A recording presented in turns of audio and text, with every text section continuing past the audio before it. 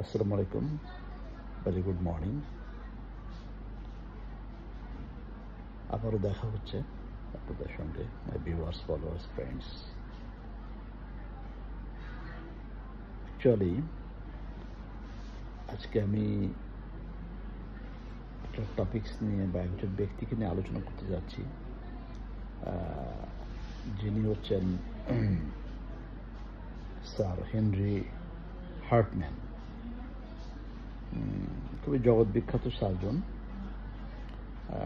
ওনার সবচেয়ে বিখ্যাত অবদান হচ্ছিল হার্টম্যানস প্রসিজিওর, একটা অপারেশন, অথবা ওনার নামে হার্টম্যানস পাউচ আছে, অথবা হার্টম্যানস অপারেশন, বিভিন্ন নামেই উনি জগৎ বিখ্যাত। Actually is a French surgeon. উনি ভিক্টোরিয়ান যুগে ওনার জন্ম। ভিক্টোরিয়ান যুগ বলতে বোঝাচ্ছি 1860-এর মেবি 16 জুনে।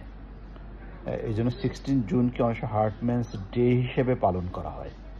হার্টম্যানস ডে মানে হার্টম্যানের এই অপারেশন করার কারণে পৃথিবীতে যত মানুষ কোলোস্টমি বহন করেছে, বলবো মানে পেটে কোলোস্টমি আছে বা কোলোস্টমি করা হয়েছে, এরা সবাই কিন্তু হার্টম্যানস ডে এনজয় করে এই দিনটাকে। তারা কোলোস্টমি স্টোমা নার্সদের উদ্দেশ্যে তারা বিভিন্ন ধরনের শুভেচ্ছা জানায়। হার্টম্যানের মৃত আত্মাকে উদ্দেশ্য করেও কিন্তু বিভিন্ন এরকম হার্টম্যান কোলোস্টমি করা যারা তারা শুভেচ্ছা জ্ঞাপন করে। এনিওয়ে, তো আর ওনার মৃত্যু হয়েছিল হার্টম্যানের আমাদের দেশে যেটাকে আমরা বলি ভাষা আন্দোলন, অর্থাৎ 1952-এর একবারে বছরের শুরু, নিউ ইয়ারে 1 জানুয়ারি উনি মারা যান। তার মানে ওনার বয়স কত হয়েছিল বলা মুশকিল, 40 আর ওদিকে 50, 90, 91 বছর। সার্জনরা আমরা বলি খুব স্বল্পায়ু হয়, কিন্তু হার্টম্যান কিন্তু স্বল্পায়ু না, 91 ইয়ার্স বয়স। তো যা হোক, ফ্রেঞ্চ সার্জন। তো উনি ওনার সার্জারিতে উনি এটা অনেক পেপারও লিখেছেন, এবং ওনার সবচেয়ে বিখ্যাত যে অপারেশন হার্টম্যানস অপারেশন, এই অপারেশন বেসিক্যালি কী করা হয় আমি স্টুডেন্টদের উদ্দেশ্যে একটু বলি। যে সাধারণত অনেক সময় কিছু কমপ্লিকেটেড ম্যালিগনেন্সি থাকতে পারে রেক্টোসিগময়েড জাংশনে, অথবা ডাইভার্টিকুলাইটিস থাকতে পারে, অথবা অথবা ভলভুলাস থাকতে পারে, যে খুবই কম্পাউন্ডেড ভলভুলাস, যে ভলভুলাসটা হয়তো গ্যাংগ্রিন হয়ে গেছে। তো এরকম পেশেন্টের ক্ষেত্রে একটা বলে ম্যালিগনেন্সি, একটা ইনফ্লামেশন, আর একটা তো বললাম যে একটা ভাস্কুলার ইনসাল্ট, দ্যাট ইজ। তো যাই হোক, এই তিনটা ঘটনাতেই কিন্তু সাকসেসফুলি হার্টম্যান সাহেব তার মুন্সিয়ানা দেখিয়েছেন। উনি দেখিয়েছেন যে যেমন আগে একটা সময় হয়তো দুইটা এন্ডকে বের করে রাখা হতো, পল মিকুলিস অপারেশন অথবা ডাবল ব্যারেল কোলোস্টমিগুলো, কিন্তু ইনি যেটা দেখিয়েছেন যে এই ম্যালিগনেন্সিতে হয়তো ম্যালিগনেন্সিটা এতই কমপ্লিকেটেড ম্যালিগনেন্সি, বা যে ম্যালিগনেন্সিতে একটা ফর্মাল হয়তো বা অ্যান্টেরিয়র রিসেকশন করা সম্ভব হলেও মানে অ্যানাস্টোমোসিসটা করাটা খুবই ঝুঁকিপূর্ণ, অথবা পারফোরেশন হয়ে গিয়েছে রেকটাল, বা যেখানে কিনা পচন ধরে গিয়েছে, অথবা ভলভুলাসে পচন ধরেছে।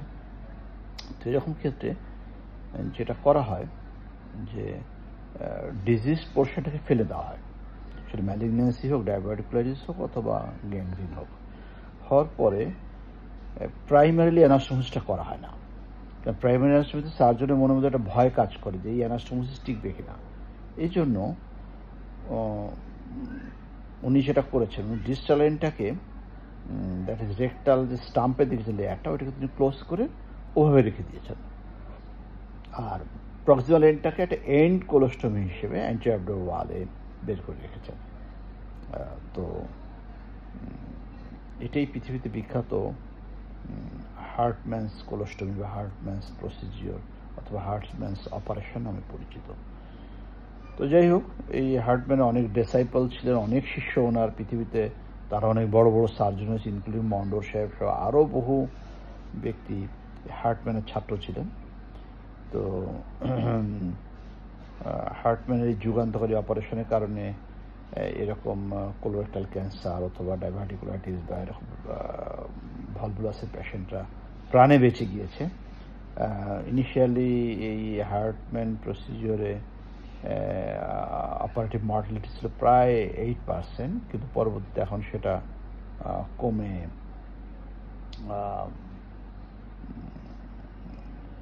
এটা হয়ে গিয়েছে 2-3% বা এর থেকে কম। যাই হোক, তো এই পৃথিবী বরেণ্য এই সার্জনের জন্য আমাদের তার প্রতি আমাদের ট্রাইবিউটস অ্যান্ড গ্র্যাটিটিউড।